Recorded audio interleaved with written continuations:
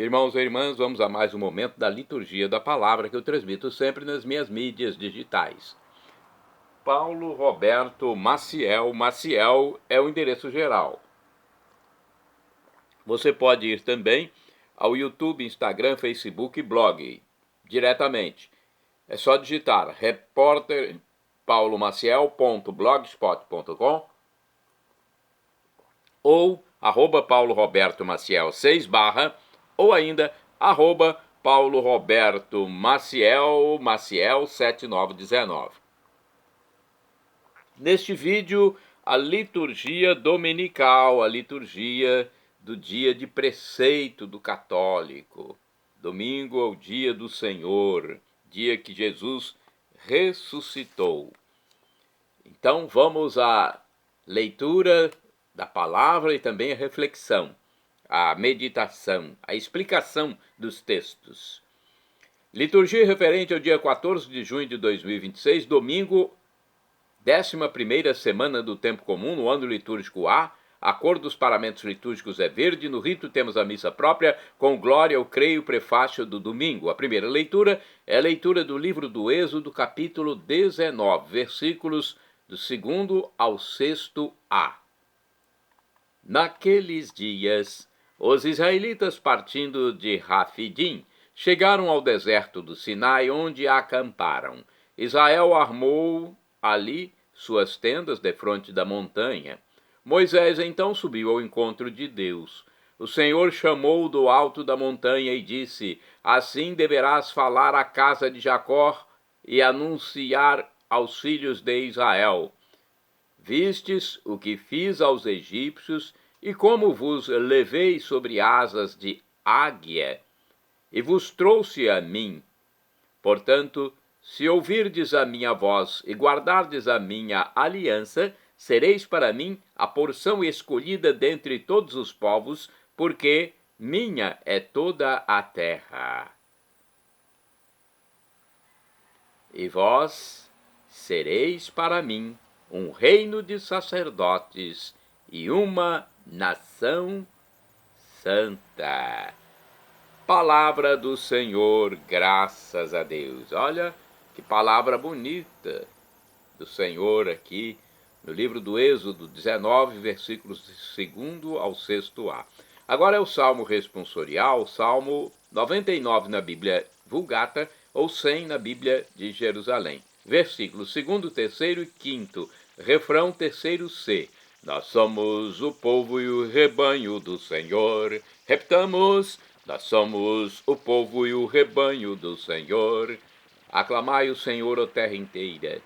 Servi ao Senhor com alegria. Ide a ele cantando jubilosos. Nós somos o povo e o rebanho do Senhor. Sabei que o Senhor só ele é Deus. Ele mesmo nos fez e somos seus.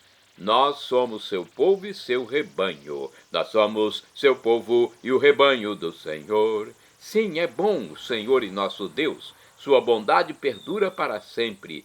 Seu amor é fiel eternamente. Nós somos o povo e o rebanho do Senhor. Repitamos: nós somos o povo e o rebanho do Senhor.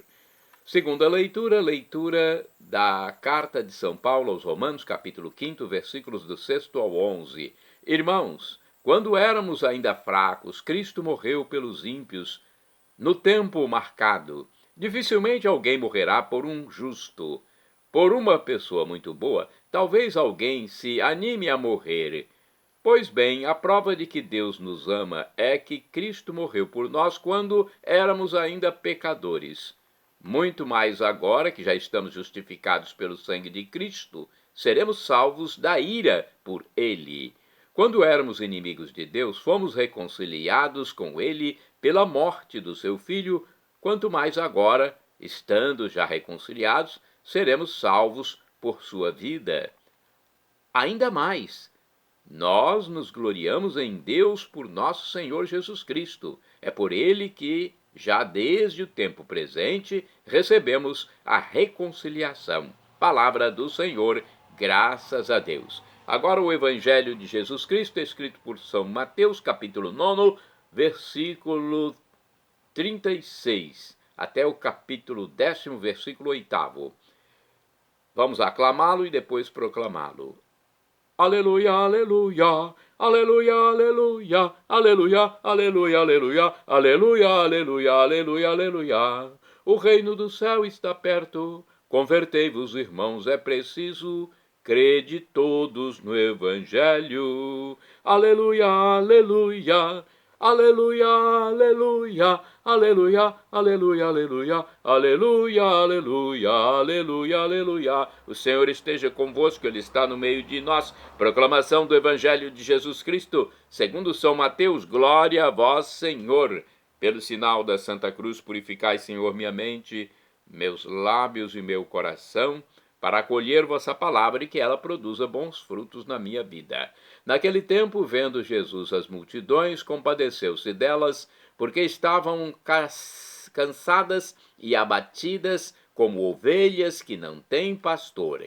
Então disse aos seus discípulos: a messe é grande, mas os trabalhadores são poucos. Pedi, pois, ao dono da messe que envie trabalhadores para a sua colheita. Jesus chamou os 12 discípulos e deu-lhes poder para expulsarem os espíritos maus e para curarem todo tipo de doença e enfermidade. Estes são os nomes dos 12 discípulos, dos apóstolos. Primeiro, Simão, chamado Pedro, e André, seu irmão.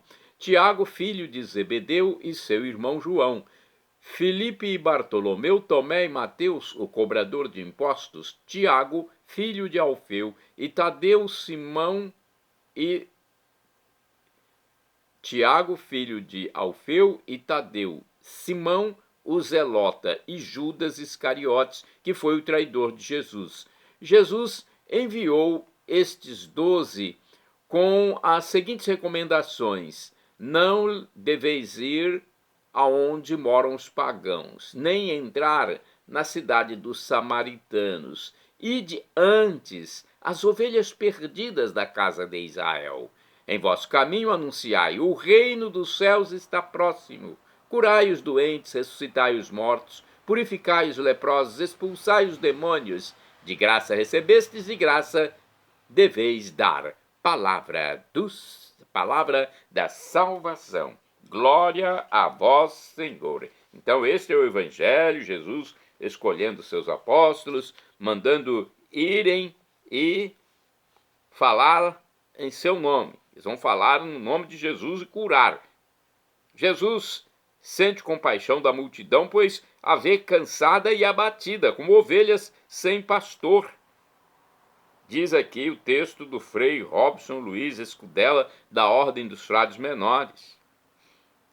A compaixão não é um mero sentimento que tem seu fim naquele que a sente. A compaixão leva ao encontro do outro. Assim, Jesus, percebendo a grande messe cansada e abatida, e os poucos trabalhadores, chama os 12 discípulos, os apóstolos, e lhes confia a mesma missão que pelo Pai lhe fora confiada. Então eles vão com poder de Jesus, vão fazer por intercessão de Jesus. Movidos pelo anúncio e a certeza de que o reino de Deus está próximo, os discípulos partem, cumprindo o mandato do Mestre. Os sinais desta missão são visíveis. Curam doentes, ressuscitam os mortos, purificam os leprosos, expulsam demônios. Tudo isso os apóstolos fazem, movidos pela grande certeza de que está naqueles que seguem Jesus. De graça tudo receberam e de graça tudo deverão dar. Então, é a liturgia do 11º domingo do tempo comum. É que aqui nós destacamos aqui, olha, a colheita é grande, mas os trabalhadores são poucos. A messe é grande e faltam pessoas que sirvam a Deus. Então você aí está convidado a servir a Deus, a participar das equipes da igreja. Procure o coordenador para você fazer a leitura, para você ser ministro da Eucaristia, ministro extraordinário. para você ser da equipe de acolhida da igreja. Enfim, tem várias possibilidades. Leve seu filho para ser coroinha, quem sabe acólito, cerimoniário. Faça isso. Bem, vamos aos santos do dia, porque os santos cumpriram a missão, né? Foram pastores do povo, seguindo Jesus. Santo do dia 14 de junho, Santo Eliseu profeta. Foi discípulo e sucessor de Santo Elias e profeta de Israel, desde o tempo do rei Jorão até os dias de Joás. De acordo com o site Templário de Maria, o profeta Eliseu faleceu em 790 a.C. É um dos profetas citados no Antigo Testamento e sua história está relatada na Bíblia, mais precisamente no segundo livro dos Reis. Com um gesto simbólico, Elias consagrou Eliseu profeta e seu sucessor. Elias andou à procura de Eliseu e o encontrou arando. Jogou-lhe nas costas o próprio manto. Então Eliseu, abandonando os bois, correu em direção a Elias. Por 6 anos o seguiu como discípulo devotado, herdando-lhe, após a morte, a virtude carismática. Antes da misteriosa despedida, quando Elias desapareceu sobre um carro de fogo, o mestre perguntou ao discípulo: que coisa queres antes que eu parta da terra? Respondeu ele: peço-te que habite em mim o dobro do teu espírito. O continuador da obra de Elias era um rico proprietário originário de Abel Meula.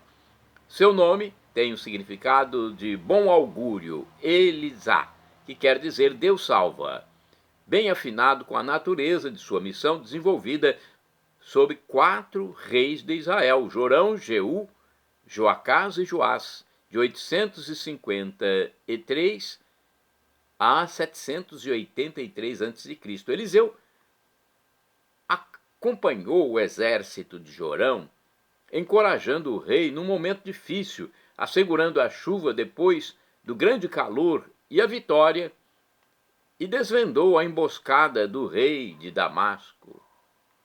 Depois seguiram-se várias salvações do rei e de seu exército, e multiplicaram-se os prodígios efetuados pelo mais taumatúrgico dos profetas, que usava o manto de Elias. Com esse manto de Elias, grande profeta, muito citado por Jesus, dividiram-se as águas do Jordão, do rio Jordão. Ele multiplicou o óleo de uma viúva pobre, multiplicou 20 pães para saciar a fome de uma centena de pessoas e curou da lepra Naamã, o valoroso general do rei de Damasco. Eliseu exerceu a sua atividade durante mais de 60 anos. Assim, ele acompanhou de perto a sucessão de vários reis e presenciou muitas guerras, invasões e fomes que assolaram Israel. Sua ação taumatúrgica, de milagres, prosseguiu mesmo depois da morte, quando o morto ressuscitou ao simples contato com as relíquias do santo profeta sepultado na Samaria. A festa desse santo, venerado sobretudo no Oriente, é celebrada liturgicamente na Ordem do Carmo. Santo Eliseu, rogai por mim, rogai por nós. São Fortunato de Nápoles é santo do dia 14 de junho. Foi bispo, morreu no século IV. Perseverou e preservou sua diocese da heresia ariana. Ele proclamou o quanto pôde a divindade de Jesus Cristo. São Fortunato, rogai por mim, rogai por nós. Santos Valério e Rufino são do dia 14 de junho. Foram mártires do século IV. Foram decapitados perto de Soissons, na França, por difundir o Evangelho. São Valério e São Rufino, mártires de Cristo, na Igreja Católica, rogai por mim, rogai por nós. São Metódio, bispo, é santo do dia 14 de junho. São Metódio morreu em 847, de origem siciliana. Foi monge na ilha de Quios, na Grécia, e mais tarde patriarca de Constantinopla. Dirigiu-se a Roma para defender o culto aos ícones sagrados, as imagens sagradas que nós temos na igreja. São Metódio, rogai por mim, rogai por nós. Santo Anastásio, São Félix e Santa Digna, santos do dia 14 de junho, morreram em 853, foram mártires em Córdoba, na Espanha. Anastásio, sacerdote, foi morto por ter professado sua fé ante os mouros, os árabes muçulmanos. Félix, monge, por ter pregado o evangelho na região das Astúrias, e Digna, adolescente, por ter protestado contra a morte dos dois. São Félix, Santo Anastásio e Santa Digna, rogai por mim junto a Deus, intercedei por nós.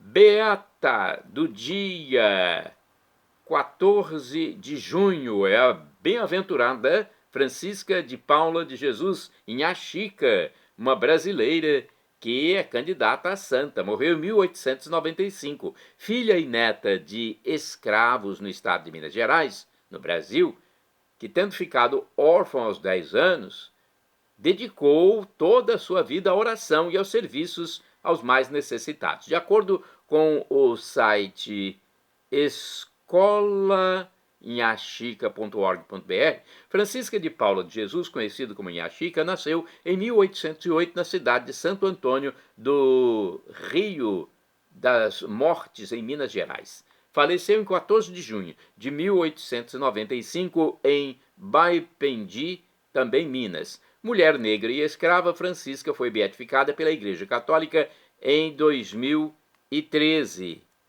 Então ela já está a um degrau da sua canonização. Foi o ano do início das atividades e motivo da nomeação do então Centro de Educação Infantil em Inhaxica.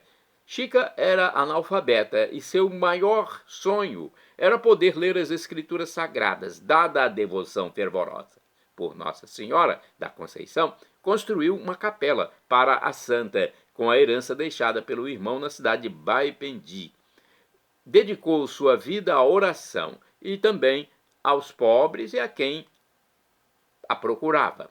A beata possui relatos de milagres atribuídos a ela.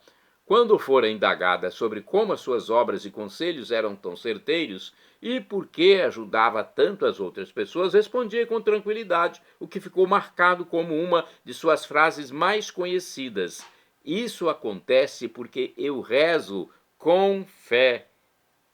E você reza com fé em Jesus Cristo, nosso Deus? Olha, nós temos aqui mais informações sobre essa santa, né, praticamente santa.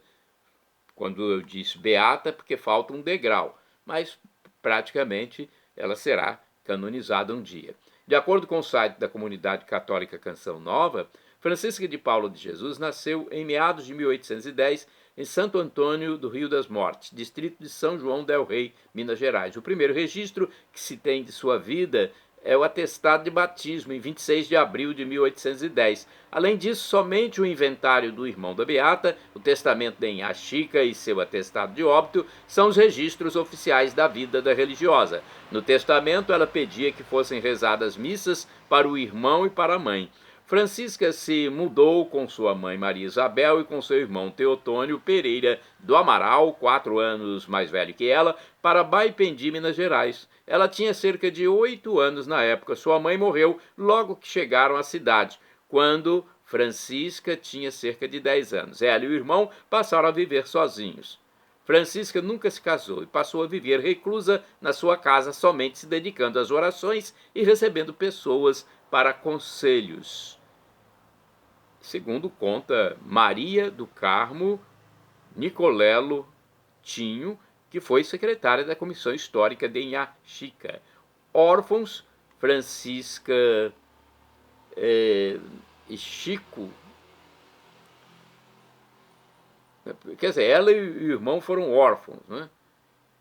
E eles dois foram viver sozinhos. Depois ele morreu e deixou a herança para ela. Eles cresceram sob os cuidados e a proteção de Nossa Senhora, que pouco a pouco foi conquistando o coração de Inhaxica. Então ela é beata a um degrau da canonização. Inha Chica, rogai por mim.